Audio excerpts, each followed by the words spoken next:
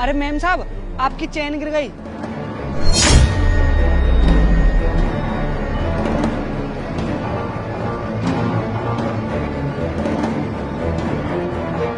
तू यहाँ क्या कर रहा है? निकल यहाँ से। मैम साहब, मुझे बहुत भूख लग रही है, कुछ खाने को दे दो ना। मेरे पास नहीं कुछ खाने वाने को, निकल यहाँ से।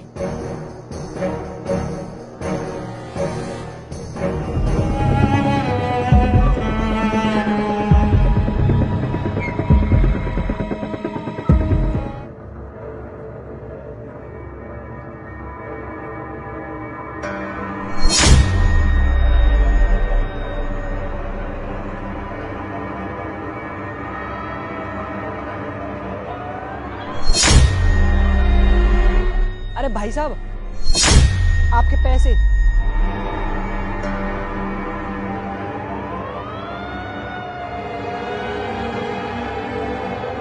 हाँ, मेरे ही तो पैसे हैं। अरे भाई साहब, मैंने आपकी मदद करी, कुछ खाने को तो दे दो। सॉरी, मेरे पास पैसे नहीं हैं। क्यों झूठ बोल रहे हो साहब, ये तो रहे पैसे।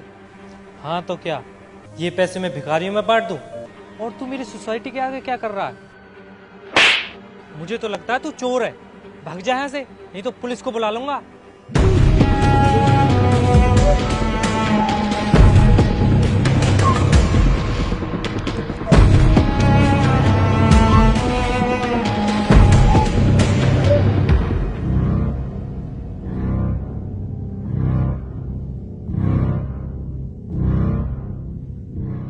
भाई साहब,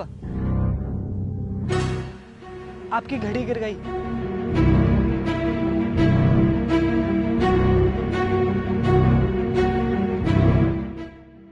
ये घड़ी यार महंगी सी लगती है देखने में तो। भाई पर ये घड़ी मेरी नहीं है। अरे भैया, मैंने अपनी आंखों से देखा है, ये घड़ी अभी आपके जेब से गिरी है। अरे भाई, ये घड़ी मेरी नहीं है क्योंकि मैं घड़ी पहनता ही नहीं। तू एक काम कर, ये घड़ी रख, और जिसकी भी ये घड़ी गिरी होगी ना, वो ढूंढता हुआ आएगा।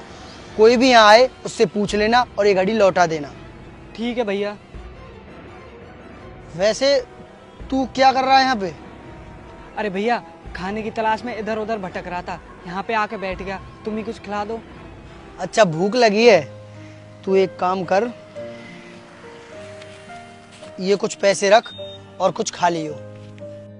धन्यवाद भैया आपका।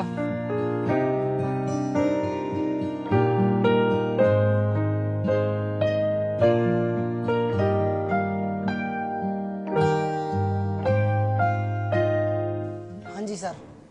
तुम्हारे माँ बाप ने हमारे बैंक से 5 करोड़ का लोन लिया था और तुम्हारी गाड़ी, घर सब कुछ लेने के बाद सिर्फ 4 करोड़ रिकवर हुए हैं। बाकी के 1 करोड़ दोगे तुम तीनों।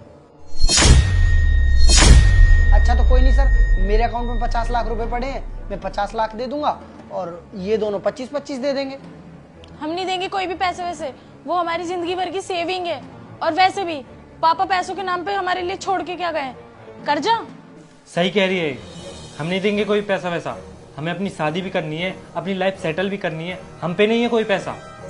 देखो, ये हमारी पापा की इज्जत का सवाल है और हमारा फर्ज बनता है कि हम ये पैसे चुकाएं। बस बस भैया, ये इज्जत का ज्ञान ना किसी और को जाके देना, और ज्यादा ही तुमको इज्जत का भूत चढ़ा है ना तो तुम दे दो सारे पैसे। हाँ तो ठीक है, मैं ही चुकाऊंगा सारे पैसे। ठीक है सर, मैं जिम्मेवारी लेता हूँ, मैं चुकाऊंगा सारे पैसे। लीजिए, फिर आप यहाँ पे साइन कर दीजिए।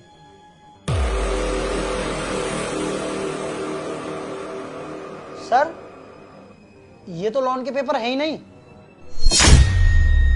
ये तो प्रॉपर्टी के पेपर हैं। हाँ, क्योंकि आपके मम्मी पापा ने सारी प्रॉपर्टी आपके नाम कर दी है।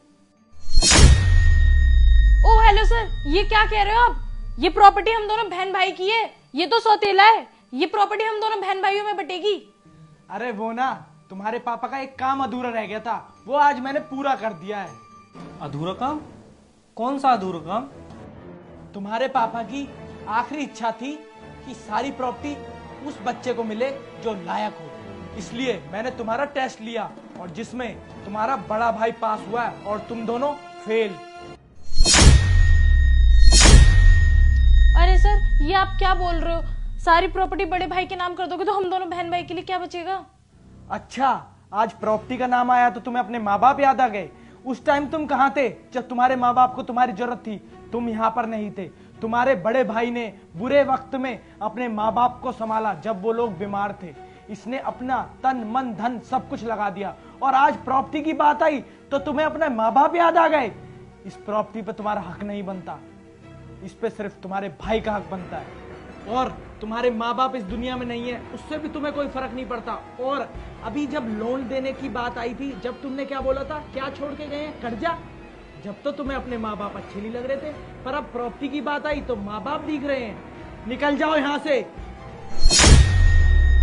रुको सर, मुझे प्रॉपर्टी नहीं चाहिए, मुझे अपने बहन भाई चाहिए। और ये मुझसे छोटे हैं, अगर मैं इन्हें घर से निकाल दूंगा तो जो माँ बाप जा चुके हैं वो क्या सोचेंगे मेरे बारे में। अब इनका कोई नहीं है, मैं हूँ, इसलिए मैं इन्हें घर से निकालना नहीं चाहता। और हाँ, हम मिलके साथ रहना चाहते हैं। मुझे प्रॉपर्टी नहीं चाहिए, प्रॉपर्टी वैसा कि नहीं दे दो।